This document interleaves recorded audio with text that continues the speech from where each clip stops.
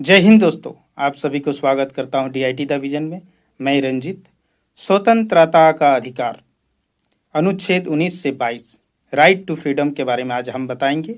तो इससे पहले के जो पार्ट है, अगर आपने नहीं देखा है तो जाइए प्लेलिस्ट में। कॉन्स्टिट्यूशंस ऑफ इंडिया में आपको सारे पार्ट मिलेंगे और ये 10th पार्ट है।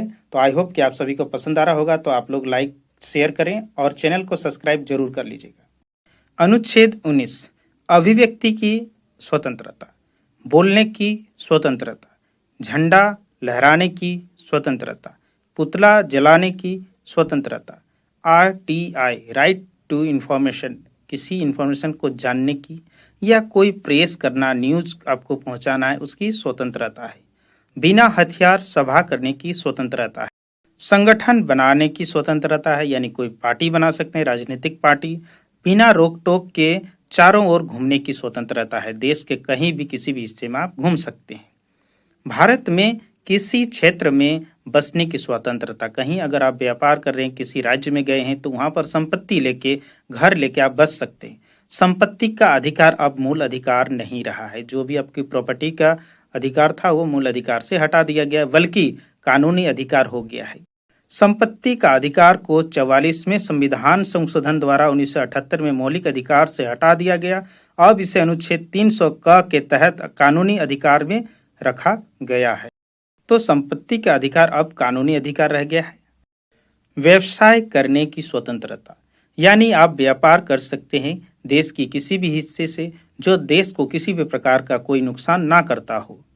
अनुच्छेद 20 के अनुसार जब तक किसी व्यक्ति को न्यायालय दोषी करार नहीं कर देती है तब तक उसे अपराधी नहीं माना जाता है। अनुच्छेद 21 इसमें प्राण एवं दैहिक स्वतंत्रता है। इसी के कारण अधिक धुआं देने वाले वाहन या बिना हेलमेट वाले व्यक्ति को पुलिस चालान काटती है। अनुच्छेद 21 में ही निजता का अधिकार पर जोर दिया गया है। अब हमारी गोपनीय जानकारी को कोई उजागर नहीं कर सकता। ये अनुच्छेद जो है, इसमें आपकी जो निजता है, यानी आपका पर्सनल जो भी कुछ है उसको कोई उजागर नहीं कर सकता। ऐसा करने पर उनके ऊपर कानूनी कार्रवाई होगा। अनुच्छेद 20 तथा 21 को आपातकाल के दौरान नहीं रोका जा सकता, अतः इसे सबसे शक्तिशाली मूल अधिकार कहते हैं। यानी 20 और 21 को कोई आपातकाल के समय नहीं रोका जा सकता। अनुच्छेद 21 का इसे 6 वर्ष से 14 वर्ष के बच्चों को निःशुल्क प्राथमिक शिक्षा का अधिकार है। इसे 86वां संशोधन 2002 द्वारा जोड़ा गया। संविधान के जो संशोधन हुआ था 86, उसमें जोड़ा गया है।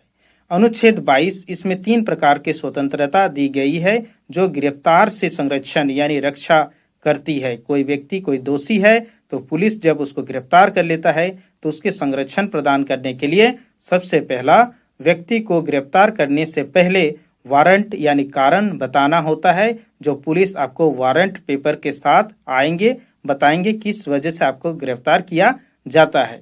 सेकंड, 24 घंटे के अंदर से न्यायालय में सहशरीर उस व्यक्ति को प्रस्तुत किया जाता है पुलिस के द्वारा, और इस 24 घंटे में यातायात तथा अवकाश यानी छुट्टी का समय नहीं गिना जाता है। गिरफ्तार व्यक्ति को अपने पसंद का वकील रखने का अधिकार है। निवारक विरोध अधिनियम, प्रिवेंटिव डिटेंशन एक्ट, इसकी चर्चा अनुच्छेद 22 के क में है। इसका उद्देश्य किसी व्यक्ति को सजा देना नहीं बल्कि अपराध करने से रोकना है। इस कानून के तहत पुलिस शक के आधार पर किसी भी व्यक्ति को बिना कारण बताए अधिकतम 3 महीने तक गिरफ्तार या नजरबंद कर सकती है। ये एक्ट बहुत ही शक्तिशाली है। जब पुलिस को किसी व्यक्ति पर शक होता है कि समाज में ये लॉ एंड ऑर्डर को तोड़ सकता है और व्यक्तियों को भड़का सकता है, तो ऐसे व्यक्ति, जैसे कि जम्मू कश्मीर में वहाँ के जो नेता थे, 370 को हटाने के दौरान उनको हाउस अरेस्ट किया गया था, यानी उनको नज़रबंद कर दिया गया था। तो व्यक्ति जो भी हो, जो कानून के तहत पुलिस को शक होता है, उनको अधिकतम 3 महीने तक गिरफ्तार या नज़रबंद कर सकती है। नज़रबंद होता क्या है? किसी व्यक्ति को जब समाज से मिलने नहीं दिया जाता है, बात करने नहीं दिया जाता है, तो उसे नज़रबंद कहते हैं। नज़रबंद होटल में हो सकता है, उनके ही घर में आवास में हो सकता है, जेल में हो सकता है, कहीं भी हो सकता है। अब जानेंगे भारत में प्रमुख निवारक विरोध अधिनियम। निवारक निरोध अधिनियम 1950 यह भारत का पहला निवारक विरोध अधिनियम है। 31 दिसंबर 1972 में इसे समाप्त कर दिया गया। मिसा maintenance of internal security act, इसे 1971 में लाया गया, किंतु इसका सर्वाधिक दुरुपयोग हुआ, जिस कारण 1978 में इसे समाप्त कर दिया गया। तीसरा, राष्ट्रीय सुरक्षा कानून रासुका, इसे 1980 में लाया गया। यह अभी तक लागू है। यह वर्तमान में सबसे खतरनाक अधिनियम है। इसके तहत पुलिस एनकाउंटर कर देती है। रासुका लग गया तो पुलिस एनकाउंटर हो सकता है। Fourth, TADA terrorist and disruptives activities preservation act, इसे 1985 में लाया गया। आतंकवादियों के विरुद्ध इसे लगाया जाता है। दुरुपयोग होने के कारण 23 मई 1995 में इसे समाप्त कर दिया गया। पांचवा, पोटा प्रिजर्वेशन ऑफ टेररिज्म एक्ट 2002, यह भी आतंकवादियों पर लगाया जाता है।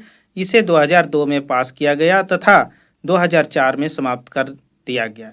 तो थैंक यू सभी को आज के लेक्चर के लिए। आप लोग इसी तरह से बने रहिए। धन्यवाद।